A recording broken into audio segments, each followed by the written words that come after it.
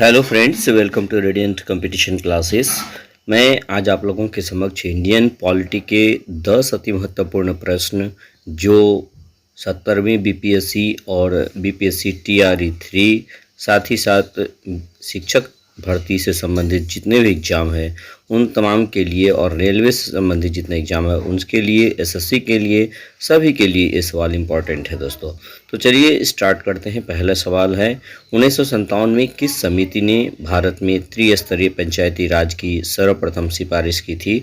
इसका सही आंसर क्या होगा? देखिए, 1 नंबर अशोक मेहता समिति, बी शीतलवाड़ समिति, सी बलवंत राय मेहता समिति और डी नन यानी इनमें से कोई नहीं।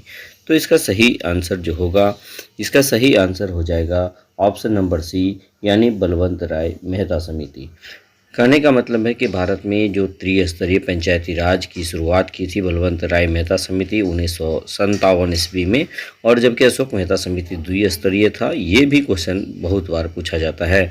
कभी कभी ये क्वेश्चन जो पूछा जाता है कि किस स्तरीय समिति यानी बलवंत राय मेहता कितने स्तर की समिति रही है या कितने स्तर की सिफारिश की थी? तो 3, यानी ग्राम पंचायत, पंचायत समिति और जिला परिषद। सबसे नीचे का होता है ग्राम पंचायत और सबसे ऊपर होता है जिला परिषद।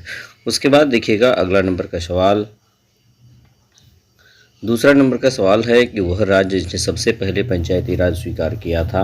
ए उत्तर प्रदेश, बी बिहार, सी गुजरात और डी राजस्थान। तो इसका राइट आंसर है राजस्थान, यानी कि 2 अक्टूबर 1959 ईस्वी को राजस्थान के नागौर में सबसे पहले पंचायती राज व्यवस्था लागू की गई थी। ये भी आपको याद रख लेना है। तो इसका राइट आंसर हो जाएगा डी राजस्थान। मेयर का कार्यकाल कितने वर्ष का होता है? 1 वर्ष, 2 वर्ष, 3 वर्ष और 5 वर्ष। तो इसका राइट आंसर होगा 5 वर्ष। जिस तरह से पंचायती राज व्यवस्था में मुखिया का कार्यकाल 5 वर्ष का होता है, उसी तरह मेयर का कार्यकाल भी 5 वर्ष का होता है। चलिए उसके बाद हम लोग देख लेते हैं, 1 वर्ष में कम से कम, यहाँ काम हो गया है, कम से कम कितनी बार संसद की बैठक होना आवश्यक है? 1 बार, 2 बार, 3 बार और 4 बार। तो इसका राइट आंसर हो जाएगा 2 बार। या कभी कभी क्वेश्चन ये भी पूछता है कि 1 वर्ष में या 2 बार संसद की बैठक होती है तो उसके बीच गैप कितने महीने का होना चाहिए? तो कभी कभी इस तरह का भी क्वेश्चन पूछता है, तो उस स्थिति में होगा 6 महीने का अंतर होना आवश्यक है। उसके बाद देख लीजिएगा 5वां नंबर का सवाल है, बहुत ही इम्पोर्टेंट। संविधान के किस अनुच्छेद के अंतर्गत मत बराबर होने की दशा में लोकसभा के अध्यक्ष का मत निर्णायक होगा और वह उसका प्रयोग करेगा? यानी कि किस आर्टिकल के आधार पर लोकसभा अध्यक्ष निर्णायक मत देता है? इसका राइट आंसर क्या हो जाएगा? ए अनुच्छेद 100, बी अनुच्छेद 99, सी अनुच्छेद 102 और डी अनुच्छेद 103। इसका राइट आंसर होगा दोस्तों ये 100 अनुच्छेद, यानी 100 अनुच्छेद के तहत क्या है कि लोकसभा का जो अध्यक्ष होगा वो निर्णायक, यानी कि टाई हो जाता है, जब बराबर हो जाता है तो निर्णायक मत देने का अधिकार लोकसभा अध्यक्ष को होता है। ये भी प्रश्न पूछा जाता है। तो ये किस अनुच्छेद के तहत है? तो 100 अनुच्छेद के तहत है। अगला सवाल देखिएगा, 6 नंबर का सवाल, संसद या विधानसभा के किसी सदस्य की सदस्यता तब समाप्त समझी जाती है यदि वह बिना सदन को सूचित किए अनुपस्थित रहता है? 60 दिन, 90 दिन, 150 दिन और 120 दिन। तो इसका राइट आंसर हो जाएगा ए नंबर 60 दिन। यानी जब कोई भी विधानसभा के सदस्य यानी एमएलए या एमपी सदन को सूचित किए बिना 60 दिन यानी 2 महीना से अधिक यदि अब्सेंट रहता है तो उसे अनुपस्थित मान लिया जाता है और उसकी सदस्यता समाप्त भी की जा सकती है। उसके बाद देखिएगा अगला नंबर का सवाल है, कोई विधेयक धन विधेयक है या नहीं, इसका निर्णय कौन करता है? ए राष्ट्रपति, बी लोकसभा अध्यक्ष, सी वित्त सचिव और डी वित्त मंत्री। तो इसका राइट आंसर होगा कोई विधेयक धन विधेयक है या नहीं, इसका निर्णय लोकसभा अध्यक्ष करता है। और वर्तमान में लोकसभा अध्यक्ष ओम बिरला जी हैं, ये 2 बार चुने गए हैं। चलिए उसके बाद हम लोग देख लेते हैं 8 नंबर का सवाल। 8 नंबर का सवाल कर रहा है कि लोकसभा के स्पीकर का निर्वाचन होता है संसद के सभी सदस्यों द्वारा, प्रत्यक्ष रूप से जनता द्वारा, और सी लोकसभा के सभी सदस्यों द्वारा और डी इनमें से कोई नहीं।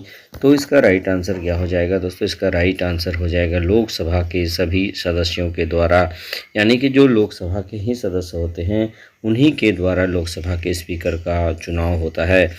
जबकि बहुत आदमी सोचते होंगे कि सब लोग संसद के सभी सदस्य, तो संसद के सभी सदस्य का मतलब है संसद, राज्यसभा, लोकसभा? नहीं जी नहीं, सिर्फ लोकसभा के सदस्य ही भाग लेते हैं। उसके बाद देखिएगा 9 नंबर का सवाल है, प्रथम अभिनेत्री जो राज्यसभा के लिए नामांकित की गई, जयललिता, नरगिस दत्त, देविका रानी और इनमें से कोई नहीं। इसका राइट आंसर हो जाएगा बी नंबर, यानी नरगिस दत्त। प्रथम अभिनेत्री जो लोकसभा के लिए निर्वाचित हुआ था उसका नाम है नरगिस दत्त। उसके बाद अगला सवाल है, आज का अंतिम सवाल है, प्रथम स्पीकर जिनके विरुद्ध लोकसभा में विश्वास का प्रस्ताव, अविश्वास, सॉरी यहाँ पर गलत छप गया है, अविश्वास का प्रस्ताव, ये अविश्वास का प्रस्ताव लाया गया था। ए बलराम जाखड़, बी गणेश वासुदेव मावलंकर, सी हुकुम सिंह और डी इनमें से कोई नहीं। तो इसका राइट आंसर हो जाएगा बी नंबर, गणेश वासुदेव मावलंकर। यानी ये लोकसभा के प्रथम अध्यक्ष थे और इन्हीं के विरुद्ध सबसे पहले जो है ये अविश्वास का प्रस्ताव लाया गया था। तो ये 10 पॉलिटी के सवाल जो है आपके परीक्षा की दृष्टि से अति महत्वपूर्ण है और 10 सवाल मात्र 6 मिनट में आप लोगों को हमने कंप्लीट करवाया। और इस तरह का वीडियो पाने के लिए लगातार हमारे चैनल से बने रहिएगा और यदि पहली बार आए तो सब्सक्राइब कर लीजिएगा, बेल आइकन दबा दीजिएगा दोस्तों। तो बस आज इतना ही, धन्यवाद।